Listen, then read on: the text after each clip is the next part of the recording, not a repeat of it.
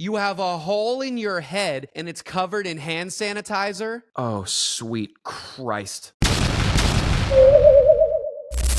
Nope. What's up, you beauties? Welcome back. I think that 2025 is going to be the year of psychiatric work because every time I put out one of these classroom horror story videos, you all keep coming back for more. And it's the easiest diagnosis they'll ever give. Okay, episode 20. We're going to get to it. We have a bunch of stories. You guys have sent in literally thousands of stories. My email's been insane the last couple of days. And I've said this before, but I will say it again. Getting stories from countries all around the world is the craziest thing I have ever experienced in my whole life. And I love it so much. Do you understand how insane that is for some random kid sitting in a New York apartment? Oh, speaking of the New York apartment, it's coming along. I'm starting to feel a little bit more at home. If you look over there, you can see that we now own a rug. That's great. It's fantastic. Now I'm not having to hear my voice reverberate off the walls. Like, hearing my own voice one time is enough, but having to hear it double was a nightmare. My beautiful pre-wife has been slaving away trying to get this place to look like a home. God knows I am useless in this situation, but it's coming along. I feel really good about it. I decided to add some of like the artwork that's going to be in the studio space and out in the living room so that you can see like kind of the vibe that's going to be apparent in the next couple of weeks. Sometime out soon, there will be a couch out there. That's going to be sick. I'm very excited about that. All right, so let's get to it. I mean, why hold back? I'm not going to get any less mentally healthy while we wait. Okay, this first story is from someone called Smelly Cat. Love the name. Welcome to the chat, Smelly Cat. Hey, Mr. J, I'm Mads, and I go to a public school in a rather southern town. Great. I'm chronically ill and disabled, and because of this, I'm an ambulatory mobility aid user. All right. Do you? In 8th grade, I had to start using a wheelchair because I developed FDN, which caused me to have intermittent paralysis. Oh my God, I'm so sorry about that. Because of my chair, I would leave my classes a little bit early so I can head to my next class. One day, I left my science class and made my way to my math class. A student from the class currently in there let me in, and I made my way to my desk.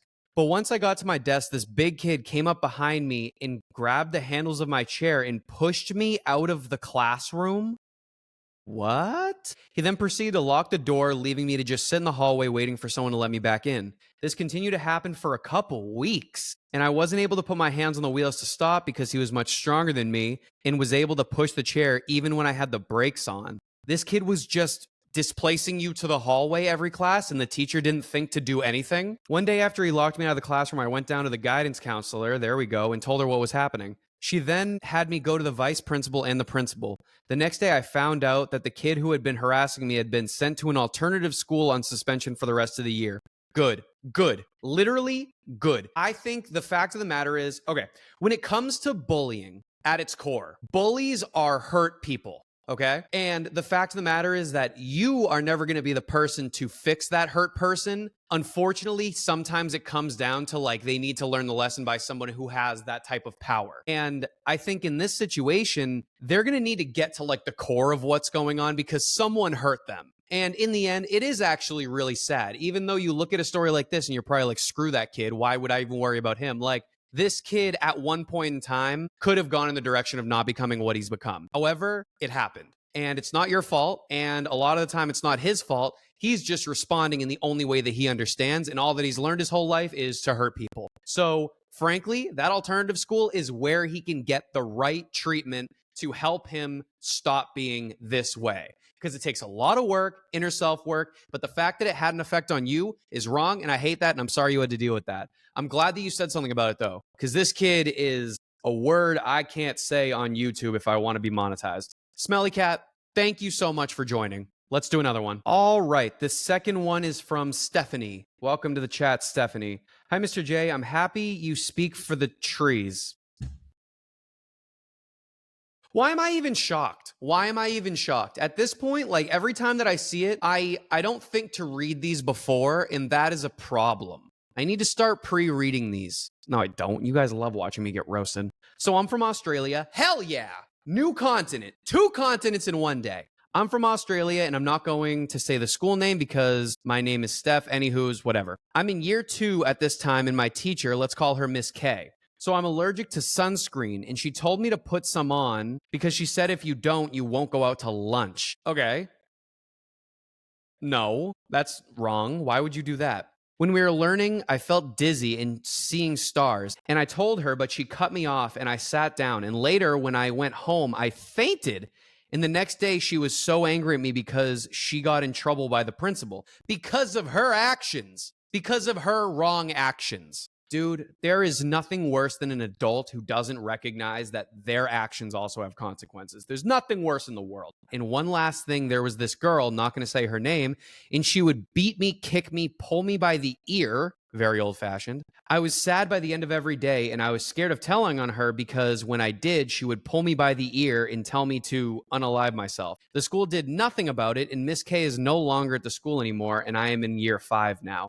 Thank you for reading this. I hope it gets on episode 20 or 21. You're going to love this. I think that's what you're up to. I really hope it gets on an episode. It did. The problem in schools around the world, I'm coming to find out, is not that kids won't speak up. It's that there aren't adults in the school that they trust, right? Teachers and administrators do all of these trainings. They spend hours and hours every summer to do these trainings on how we can get kids to feel more comfortable. These trainings need to teach teachers how they can actually be there and make actionable change. If an admin doesn't do anything, it goes nowhere, and it makes the teacher seem less credible as somebody that the kid should trust. So ultimately, like, it does come down to what the administration is doing to make teachers feel credible. Because the teacher will try, but in the end, it's going to come down to the admin. If the admin doesn't have the stones to actually do something about it, nothing's going to happen. And then this ends up happening.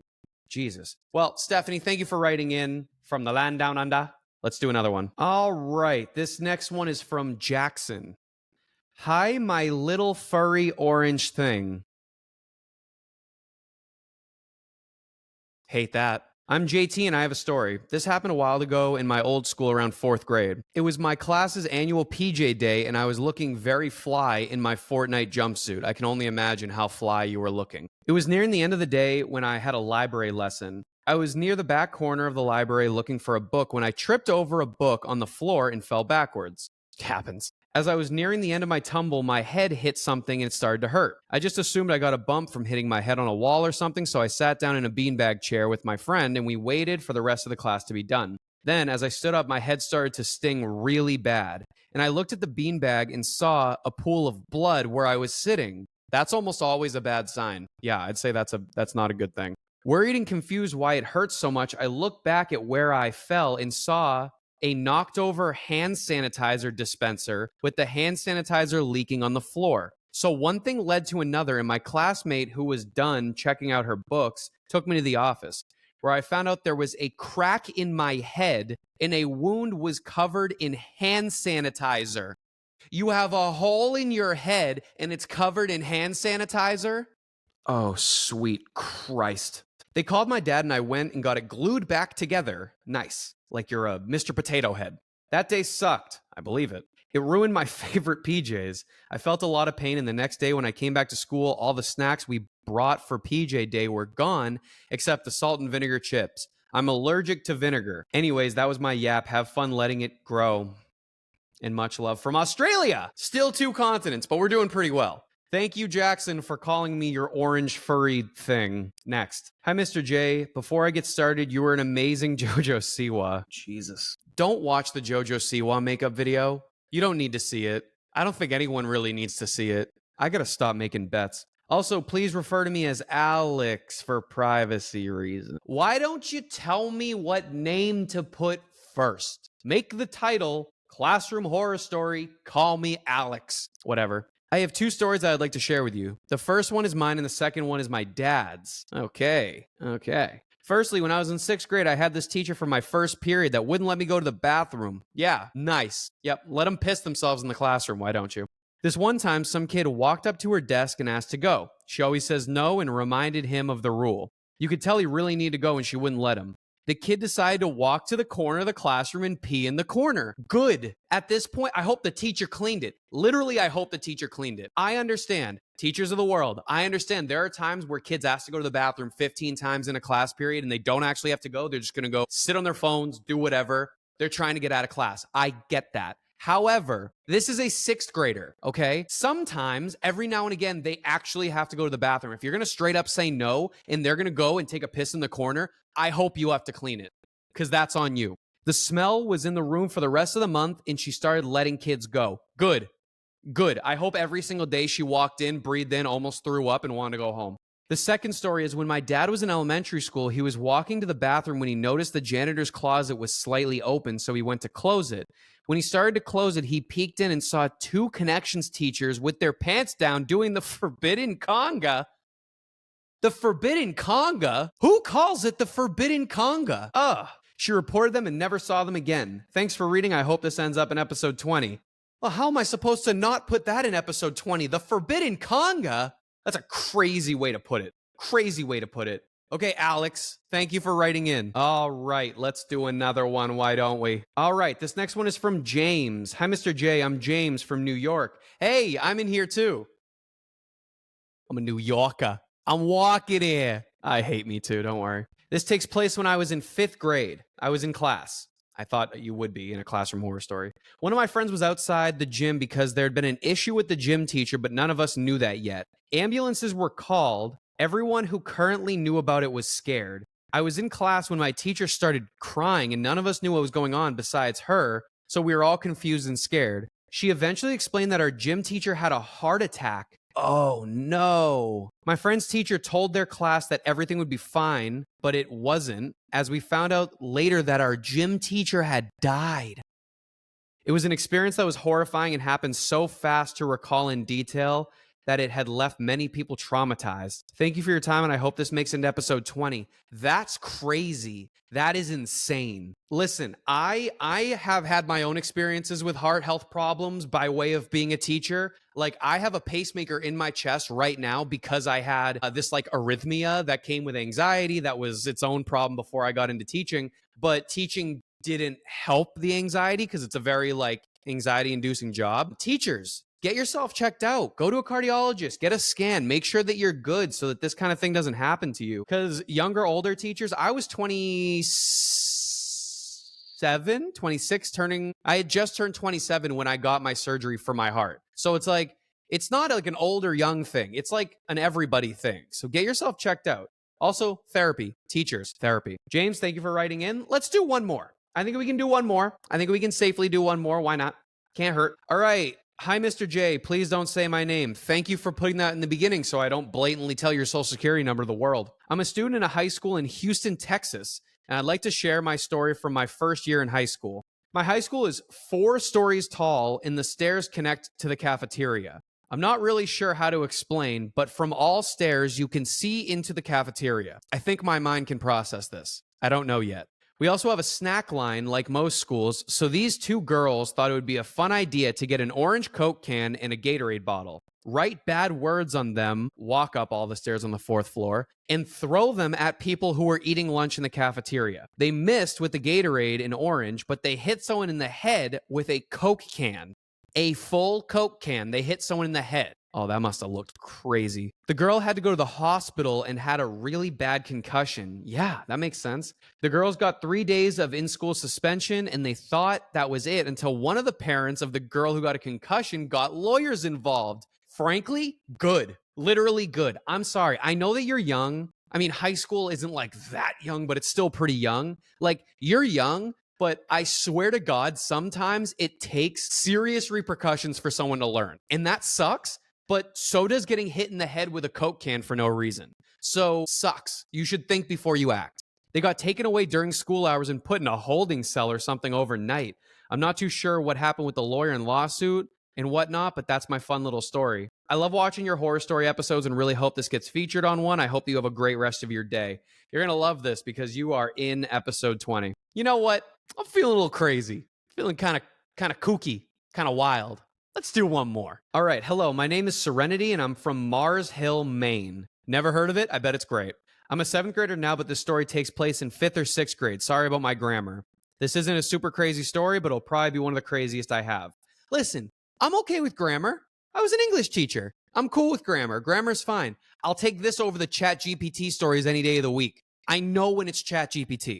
Stop doing that. One day, our entire class was in art. We'll call the art teacher Miss M. Got it. It had been a rough day for Miss M and pretty much the entire class. Our class was always getting into verbal fights since a new student came, so our teacher put on a lo-fi YouTube video and told us to put our heads down. Not the worst idea. I love lo-fi. I used to play lo-fi in my class all the time. After a while, there was a few people in the class that were crying, myself included. We ended up being about 5 or 10 minutes late for the next class, and our science and social studies teacher, we'll call her Miss G, hated for us to be late to her class. Did Miss M tell Miss G that she decided to have you put your heads down for 10 minutes and make you late for class? I bet she didn't. Stupid teacher move. When most of the class left, I was still there. I'm one of the kids that loves art.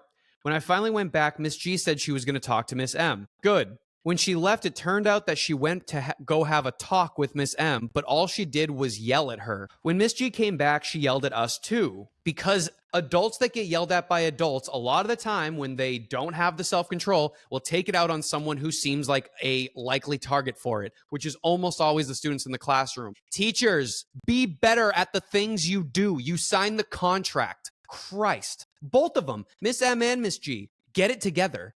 Christ. Miss G was never fired or anything and had no repercussions. Naturally, that'll stop it. Miss G had been a problem since I've been in 5th grade. She has gotten the entire elementary to stop using water bottles because they kept spilling, and she even contributed to the fact that after school this year, Miss M's contract won't be renewed. At this point, I've settled for calling Miss G a tyrant. Listen, I get why you feel that way about Miss G, but also, like, if Miss M is going to hold you in class after like the minutes of the class and make you late, that's a Miss M problem, and she needs to translate that to Miss G. Also, if Miss G's all pissed off about you getting to class late, then talk to Miss M. Tell her that that's not the right way to deal with the class having verbal problems in the class. Like, bring in an administrator. Why are these teachers screaming at each other? They're both employees. Bring in their boss. What are you doing? No, like Miss G is being an ass about it, but also like Miss M is in the wrong. Oh, there are 2 notes. Note 1, Miss M is everyone's favorite teacher. That's fine, and I bet Miss M is great. However, Miss M keeping you for 10 minutes after with your head down listening to lo-fi and making you late for a class is the wrong choice, in my opinion. Note number 2, 7th grade is in a different building than 6th grade and below. That makes sense, meaning you should not be getting held in class 10 minutes late so that you have to walk extra far to go to your next class in a different building. That's just common sense, right? Okay, I'm done yelling. Jesus. Okay, so I do have a really fun announcement. My company, America's Heroes Contests, held a contest in May where we were giving away $25,000 worth of prizes to teachers, okay? First place got $10,000 and a trip for 2 to Cabo San Lucas, Mexico. Second place got $3,000 and third place got $2,000. And I would like to shout out the winners of this contest. In third place with 3,585 votes is Sarah Smogor, something like that. Congratulations, Sarah. Second place is with 4,294 votes is Shelly Goldman. Congratulations, Shelly. And in first place, get this, with 5,239 points is Kala Aukai.